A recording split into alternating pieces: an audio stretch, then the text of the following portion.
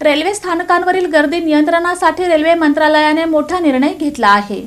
देशातील 60 रेल्वे स्थानकांवर विमानतळाप्रमाणे प्रवेश नियंत्रण प्रणाली लागू करण्यात येणार असून त्यामध्ये सोलापूर रेल्वे स्थानकाचाही समावेश आहे।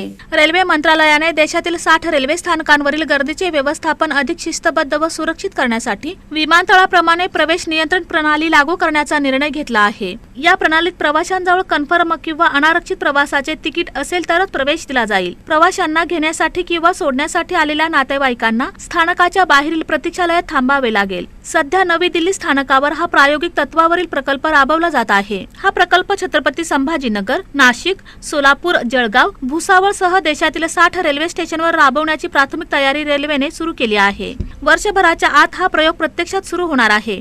गाडी सुटण्याच्या किमान 20 मिनिटे आधी स्थानकावर यावे लागेल, कारण सुरक्षा तपासणीसाठी वेळ वाढेल। सोडायला येणाऱ्यांना आत प्रवेश नसेल। आरक्षण व जनरल प्रवाशांसाठी वेगवेगळे प्रतीक्षालय असल्याने गोंधळ कमी होईल। मुंबई, पुणे, छत्रपती संभाजीनगर, नाशिक, सोलापूर, जळगाव, भुसावळ, नागपूर, नांदेड, कोल्हापूर, अकोला, अमरावती, मनमाड, कल्याण, दादर तसेच वाराणसी या प्रमुख स्थानकांसह एकूण 60 रेल्वे स्थानकांचा समावेश राहील। नवीन नियमानुसार कन्फर्म किंवा अनारक्षित प्रवासाचे योग्य तिकीट असलेल्या प्रवाशांनाच प्लॅटफॉर्मवर प्रवेश दिला जाईल। प्रवेशद्वारांवर बॅगेज स्कॅनर, मेटल डिटेक्टर आणि QR कोड आधारित स्वयंचलित गेट्स बसवले जातील।